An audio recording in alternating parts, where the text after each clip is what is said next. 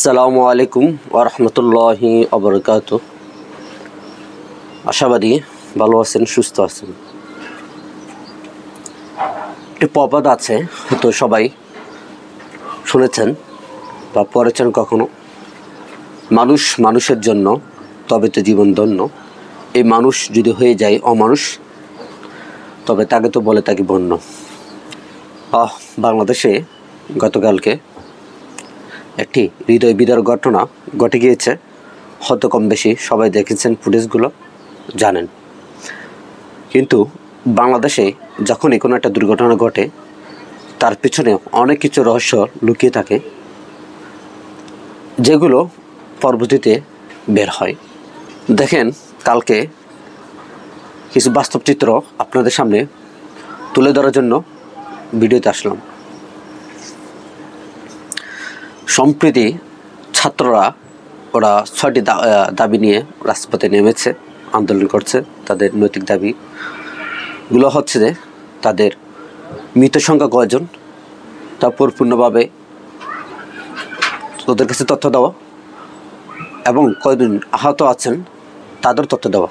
কিন্তু আমরা যদি মিডিয়াতে দেখি বা মিডিয়াতে লক্ষ্য করি, মিডিয়াতে বারবার কালকে থেকে তথ্য দিচ্ছে 11 জন, 9 জন, 14 জন, 15 জন, এরকম তথ্য দিচ্ছে। আজকে তথ্য দিচ্ছে 20 জন, 170 জনের মতো আহত। কিন্তু শিক্ষার্থীরা দাবি করছে 200+ নিহত, আহত হয়েছেন অনেক।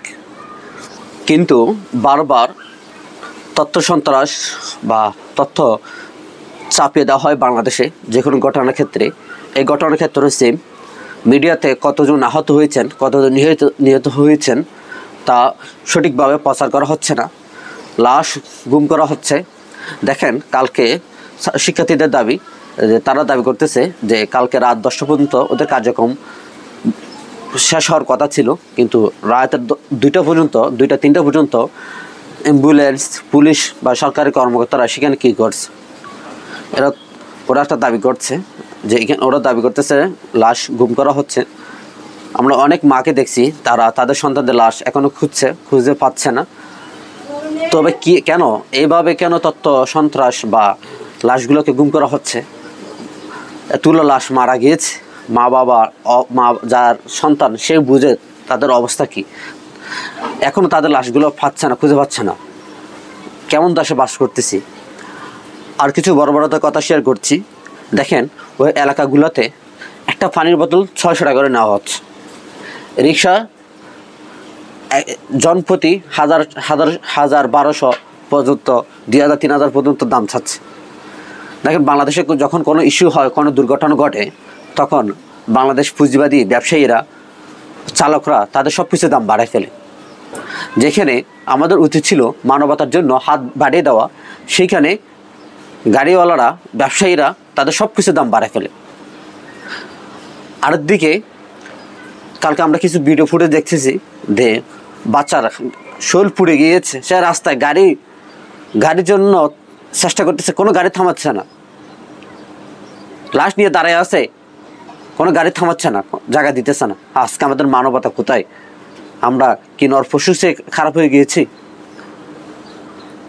তারপর দেখেন যে বড় বড় রাজনীতিবিদরা সেখানে যে তাদের বাহাবা দিচ্ছে। চিকিৎসা করতে সমস্যা হচ্ছে, লাশ উদ্ধার করতে সমস্যা হচ্ছে, ওর ওইখানে তারা রাজনীতি প্রসারের জন্য এখানে রাজনীতি নেতারা ওইখানে যে ভিড় জমাচ্ছে। কেন ভাই? সব জায়গা থেকে রাজনীতি কেন করতে হবে আপনার? এটা তো রাজনীতির জায়গা না, এটা তো মানবতার জায়গা। আপনাকে মানবতা করতে হবে যে এখানে যাতে ভালো চিকিৎসা করতে পারে, সঠিকভাবে উদ্ধার করতে পারে। পরিশেষে বলবো, সব ঘটনার ক্ষেত্রে আমরা দেখি রাষ্ট্রের একটা ভূমিকা থাকে, তাদের ব্যর্থতা। আজকে দেখেন, যে বিমানটি ধ্বংস হয়েছে, বিধ্বস্ত হয়েছে, প্রায় এটা চীনা থেকে নিষিদ্ধ করে দেওয়া হয়েছিল, এটা যাতে ফ্লাই করা না হয়। তারপরও কেন এই বিমানকে ব্যবহার করা হবে? তারপরে দেখেন, উত্তরা একটি জনবহুল এলাকা, ঢাকার মধ্যে একটি উত্তরা জনবহুল এলাকায় কেন বিমান চালাতে হবে? বিমান ট্রেনিং করার জন্য সমুদ্র আছে, নীরব জায়গা যেখানে মানুষ বসবাস করে না, এসব জায়গাতে ওরা ট্রেনিংয়ের জন্য কাজ করবে। যে কোনো বিমান দুর্ঘটনা হইতেই পারে, এ স্বাভাবিক। কিন্তু এইসব এলাকাতে কেন বিমান ফ্লাইং করা হবে, বিমানের জন্য ট্রেনিং দেওয়া হবে? এটা হচ্ছে আমাদের ব্যর্থতা।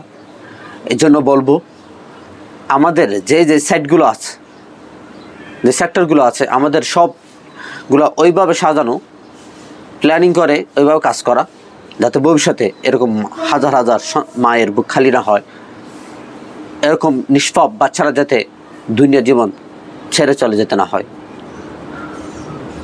তো একটি দুর্ঘটনা সারা জীবনের জন্য কান্না। আর সবচেয়ে বড় পরিচয় হচ্ছে আমরা দিন শেষে মানুষ, আমরা মানুষের সাহায্যে এগিয়ে আসব, মানবতার জন্য হাত বাড়িয়ে দিব। এটাই আমাদের শেষ মেসেজ। আসসালামু আলাইকুম রহমতুল্লাহি ওয়া বারাকাতুহু।